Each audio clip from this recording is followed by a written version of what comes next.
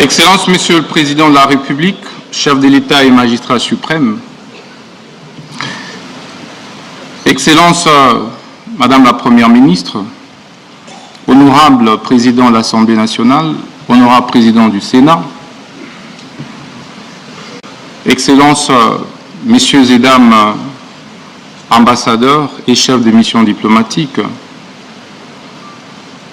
Monsieur le Président de la Cour constitutionnelle et Président du Conseil supérieur de la magistrature, honorables députés, honorables sénateurs, Mesdames et Messieurs les membres du gouvernement, distingués invités en vos titres et qualités respectifs. Qu'il me soit permis, Excellence Monsieur le Président de la République, magistrat suprême, de vous exprimer toute ma gratitude. Gratitude à cause de ma nomination en qualité de ministre d'État, ministre de la Justice et garde des Sceaux de la République démocratique du Congo. Vous avez risqué, alors que personne ne pouvait parier sur un jeune député issu des rangs de l'opposition politique, afin qu'il se voie confier ces lourds et grands portefeuilles régaliens, celui du ministère de la Justice. 5 mois après, Excellence Monsieur le Président de la République, je pense que votre choix fait plus que jamais l'unanimité. L'unanimité par l'adhésion populaire que les différentes actions et initiatives du ministre, votre ministre de la Justice, requièrent dans l'opinion. Excellence, Monsieur le Président de la République, permettez-moi également de vous rendre hommage pour votre sens élevé de patriotisme.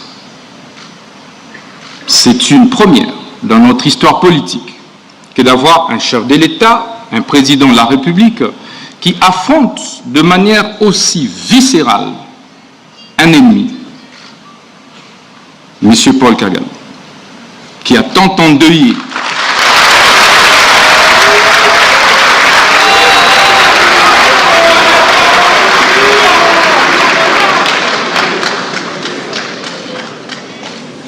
Je disais, Excellence Monsieur le Président de la République, que c'est une première dans notre histoire politique que de voir un chef de l'État autant aimer le Congo, porter autant les aspirations des Congolaises et Congolais, travailler pour la préservation de l'intégrité du territoire national, en ouvrant un front politique, diplomatique, judiciaire clair contre l'agression rwandaise pilotée par ce criminel économique et criminel de guerre, M. Paul Kagame.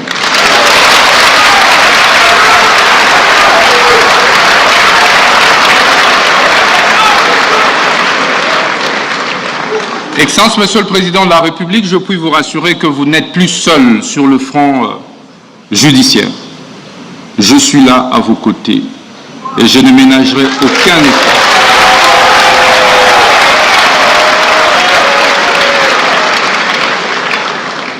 pour que la République démocratique du Congo, au travers de votre autorité, puisse gagner cette bataille injuste, cette guerre injuste et illégale qui nous a été imposée injustement à cause de nos ressources naturelles. Excellence, Monsieur le Président de la République, après cette phase d'hommage, permettez-moi de rappeler également votre dévouement pour l'instauration de l'état de droit, véritable état de droit, depuis votre avènement à la tête de notre pays. Et cet état de droit passe indubitablement par une justice juste et équitable. Mais, Excellence, Monsieur le Président de la République, c'est quoi alors la justice?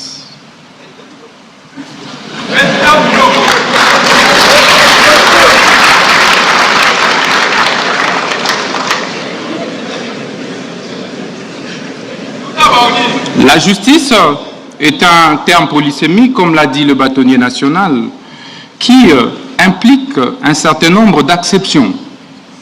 Au-delà de la légalité, elle implique l'éthique, la morale, l'équité. C'est pourquoi un acte peut être légal, mais être injuste, parce qu'il ne comporte pas d'autres acceptions et composantes de la justice. Mais au sens formel, Excellence Monsieur le Président de la République, la justice devait être comprise comme ce système, cet ensemble de systèmes composés et constitués des corps des magistrats, des avocats, des huissiers, des greffiers, des OPJ, des APG, j'en passe, en vue de créer l'équilibre dans la société, en vue de créer l'apaisement et la paix sociale dans la société. C'est pourquoi, partout au monde, y compris dans notre société, le constituant et les législateurs congolais ont créé ce qu'on appelle la séparation des fonctions pour éviter des abus de la part d'une composante. Vous avez donc le juge qui a pour fonction de dire le droit et rien de plus. Et sa décision ne peut pas être exécutée par lui-même. Il faut donc un huissier de justice pour exécuter sa décision. C'est pourquoi un magistrat debout ne peut pas lui-même exécuter son propre mandat. Il faut donc un APJ, il faut donc un IPJ pour exécuter son propre mandat. C'est pourquoi il faut des greffiers pour pouvoir apposer des formules exécutoires sur des décisions des justices et poser d'autres actes extrajudiciaires. Excellence, Monsieur le Président de la République, c'est toutes ces composantes qui constituent ce qu'on appelle justice. Parce qu'en réalité, sans une composante, le système est défaillant. Si aujourd'hui les avocats décident de ne plus prester, la justice sera handicapée. Si les greffiers font la même chose, la justice sera handicapée. Si les magistrats grèvent, ça va être la même chose. Donc la justice, c'est un corps, c'est comme un corps humain, où chaque membrane joue un rôle essentiel. C'est pourquoi la conviction qui est la mienne, Excellence Monsieur le Président de la République, est que c'est tout ça qui forme en réalité le pouvoir judiciaire. Mais comment créer l'équilibre ?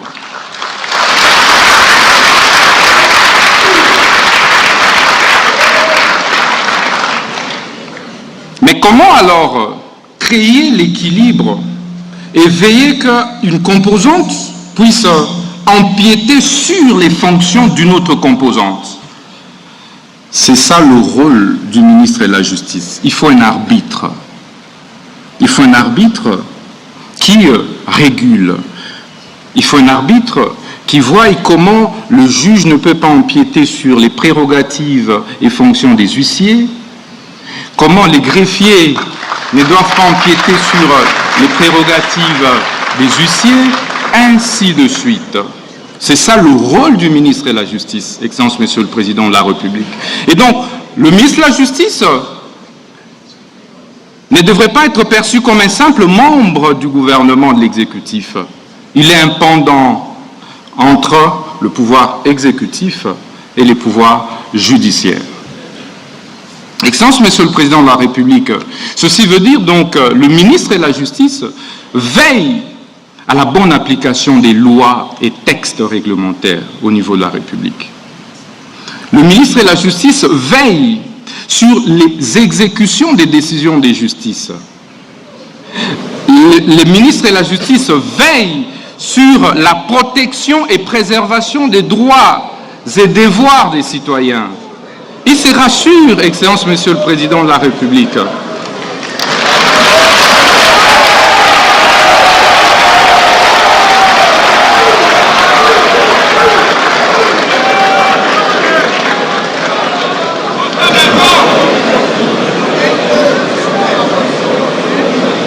Je disais donc que le ministre de la Justice veille à la sauvegarde, à la préservation des droits et libertés fondamentaux des citoyens. C'est donc le protecteur des faibles. C'est donc les protecteurs des démunis, de ceux qui pensent que la justice est réservée à une certaine classe, à une certaine catégorie. C'est cela aussi le rôle du ministre de la Justice. Excellence, Monsieur le Président de la République, chef de l'État et magistrat suprême, qu'en est-il de la justice en RDC? Le constat, vous l'avez plus d'une fois fait, mais nous l'avons également fait après notre nomination par votre auguste autorité. 7 Congolais sur 10 sont insatisfaits de la manière dont notre justice est distribuée et administrée.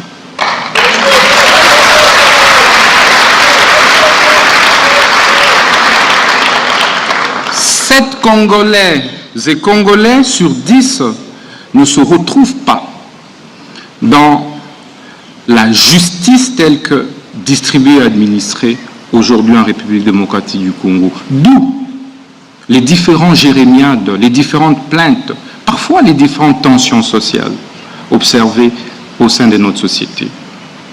Mais quels sont certains mots observés depuis que nous sommes ministres de la Justice? Vous avez, Excellence, Monsieur le Président de la République, des spoliations des biens, des publics comme des privés, des maisons des paisibles citoyens, parfois qui sont spoliés de manière injuste et illégale. 90% des plaintes que nous recevons résultent des spoliations des maisons des particuliers. Vous avez des arrestations arbitraires. Excellence, Monsieur le Président de la République. Parfois qui ne respectent pas les normes, les délais, qui sont pourtant prescrits par nos lois et par la Constitution. Vous avez la surpopulation carcérale, où dans des prisons, des prisonniers sont entassés tels des sardines, et parfois certains en meurent par étouffement. Vous avez, Excellence, Monsieur le Président de la République, des saisies intempestives des comptes et des avoirs, aussi bien des sociétés privées que publiques, et même des services publics. Vous avez, Excellence, Monsieur le Président de la République, également des mauvaises conditions de vie et de travail des différents acteurs de la justice. Lorsque les magistrats tombent malades, il est obligé parfois de fournir beaucoup d'efforts pour se faire soigner. Lorsqu'un magistrat meurt, ils sont obligés de se cotiser pour pouvoir enterrer l'un des leurs.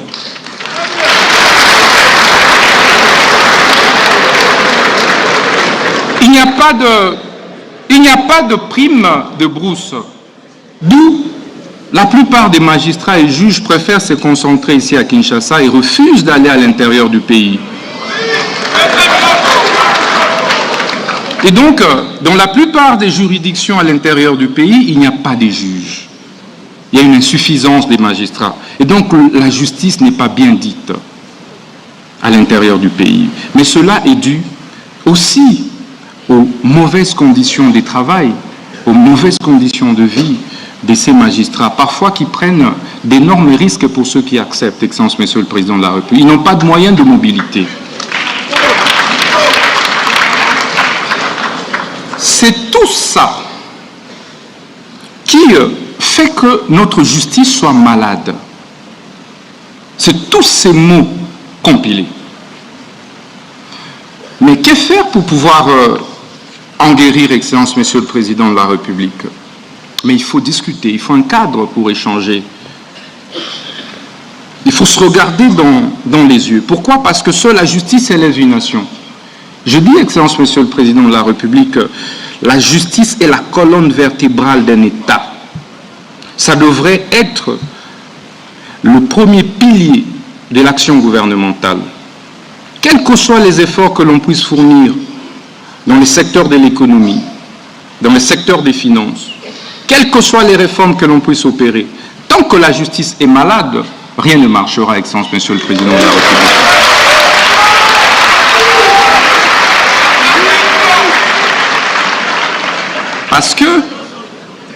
Parce que l'impunité, les détournements, la corruption ont malheureusement élu domicile au sein de notre justice.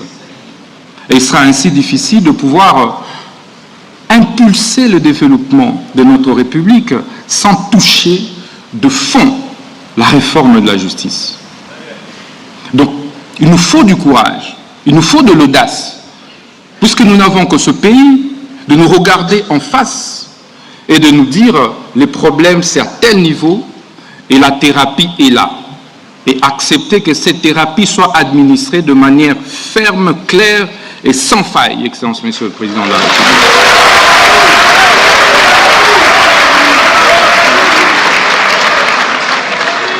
D'où l'importance de problématiser ces mots, de les problématiser au travers de ces assises, les États généraux de la justice. Ces États généraux qui interviennent, Excellence, 9 ans après ceux qui ont été organisés en 2015, sont une première du genre pour votre Excellence, depuis votre avènement à la tête de ce pays. C'est donc un moment particulier pour que nous puissions ensemble, de manière concertée et en synergie, faire les diagnostics réels des maux qui rongent notre justice, faire l'autopsie de notre justice, afin de pouvoir en proposer de manière claire une thérapie des chocs qui pourra faire mal, Excellence, Monsieur le Président de la République.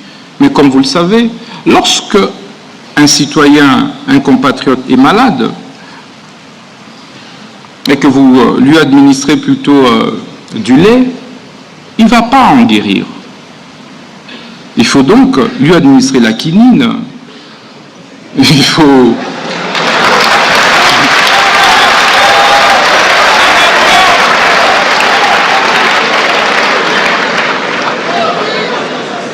Excellence, Monsieur le Président de la République, lorsque vous avez une plaie et que vous mettez du sucre sur cette plaie-là, elle ne va pas guérir. On ne met pas du sucre sur une plaie. Ça fera mal, mais il faut administrer de la thérapie des chocs. Ces assises, Excellence, vont se dérouler du 6 novembre au 13 novembre. Et elles ont été organisées et seront organisées en 3 phases. La première phase a consisté, évidemment, comme le président de la Cour constitutionnelle, le président du Conseil supérieur de la magistrature l'a dit, en l'évaluation des États généraux de 2015. Ça a déjà été fait à Zongo, dans le Congo central. La deuxième phase, qui constitue, Excellence, Monsieur le Président, la particularité de ces États généraux, ce sont les consultations populaires. Contrairement aux dévanciers, ces États généraux ont requis l'implication, la participation du citoyen lambda, de la maman maraîchère, du justiciable de la rue, de cette femme veuve, de cet enfant orphelin, mais victime d'une spoliation de sa maison parce que son père est décédé et qu'il n'a donc aucune protection, et que les oncles sont arrivés, et que certains avocats sont intervenus, et que certains juges, certains huissiers, certains greffiers sont intervenus pour pouvoir participer à l'expropriation ou spoliation de cette maison. Voilà la victime de la justice que nous avons associée à ces consultations. Et troisième phase, sont ces assises proprement dites, qui vont se dérouler ici, dans ce majestueux cadre de centre financier, et qui vont se clôturer le 13 novembre au Palais du Peuple. Pourquoi Palais du Peuple? Parce que la justice est rendue au nom du peuple et exécutée au nom du chef de l'État, que vous êtes dans l'espace suprême. Excellence, Monsieur le Président de la République, depuis notre avènement au ministère de la Justice, nous avons mené quelques réformes courageuses. des réformes et des actions, des initiatives parfois douloureuses. Parfois, nous nous sommes posé la question, doit-on continuer ou reculer? C'est ici les lieux de vous remercier, du fond du cœur. N'eût été votre soutien inlassable, je démissionnerai du gouvernement, Excellence Monsieur le Président.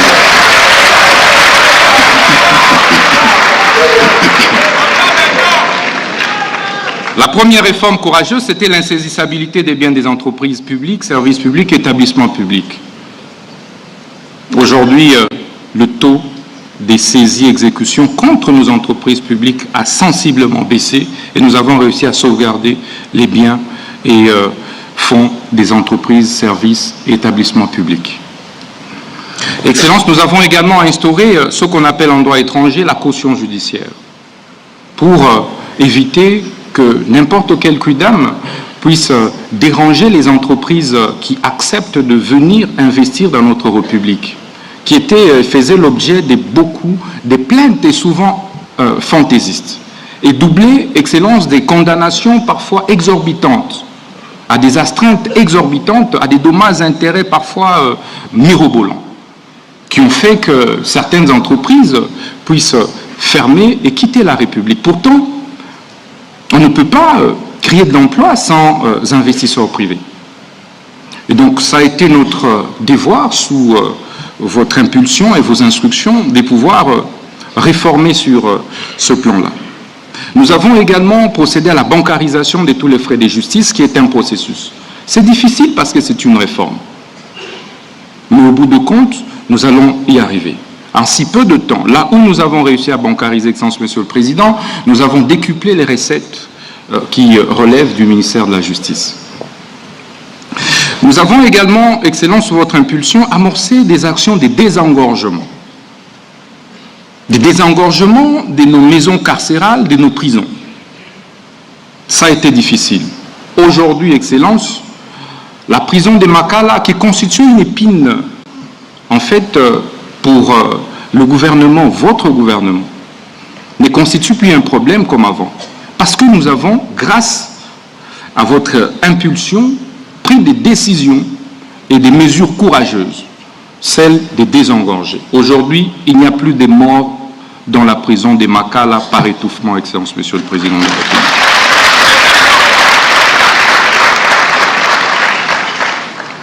Nous nous sommes également employés, Excellence, à assainir les exécutions des décisions de justice. Il y avait trop de désordre. On se réveille un bon matin, c'est un non-agent de justice qui allait exécuter une fausse décision de justice qu'on imputait au juge, et parfois pour rien.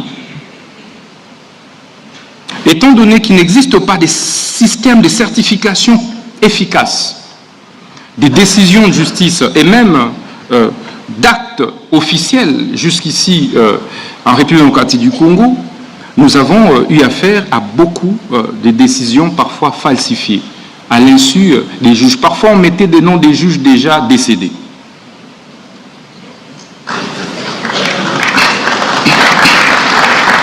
Excellence, Monsieur le Président de la République, aujourd'hui, les taux des exécutions barbares dans la ville de Kinshasa a systématiquement baissé. Que ce soit au niveau des banques, que ce soit au niveau des particuliers. On ne se réveille plus un bon matin et on a un particulier qui va ravir la parcelle d'autrui. Excellence, vous pouvez vérifier, ça n'existe plus aujourd'hui à Kinshasa. Depuis notre nomination comme ministre de la Justice et garde des Sceaux, parce que nous frappons fort lorsque nous nous rendons compte qu'il y a un réseau des mafieux qui s'emploie à pouvoir commettre des bêtises.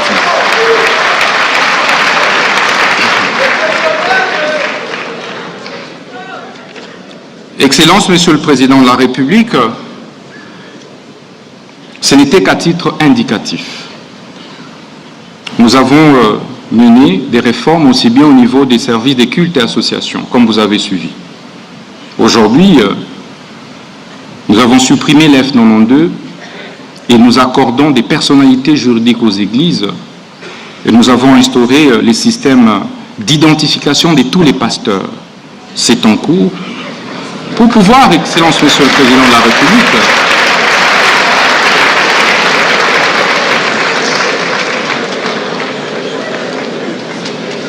Excellence, pour mettre fin à cette floraison, parfois aussi des faux pasteurs qui pilulent et qui, malheureusement, contribuent dangereusement à l'immoralisation de la société. Nous allons donc exiger un permis de culte pour tout celui qui devra se présenter devant ses paroissiens ou ses fidèles. Excellence, Monsieur le Président de la République, vous permettrez de ne pas abuser de votre temps pour chuter. Les États généraux que nous sommes en train d'organiser, ce n'est pas un lieu de confrontation, d'affrontement entre le ministre et les magistrats et les huissiers et les avocats, les citoyens et les magistrats. C'est plutôt un cadre des prises de conscience collectives, des remises en cause systémiques et systématiques, des pratiques que nous avons observées pendant des décennies et qui malheureusement ont démontré leurs limites et ont détruit notre système judiciaire. C'est qu'ensemble, en travaillant main dans la main, que nous allons parvenir à redresser notre justice.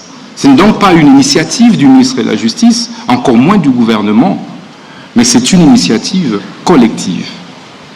J'invite donc les uns et les autres à travailler de telle manière que nous puissions avoir des recommandations qui puissent déboucher sur des réformes courageuses. Celles qui pourront toucher, pourquoi pas, à la révision de la Constitution.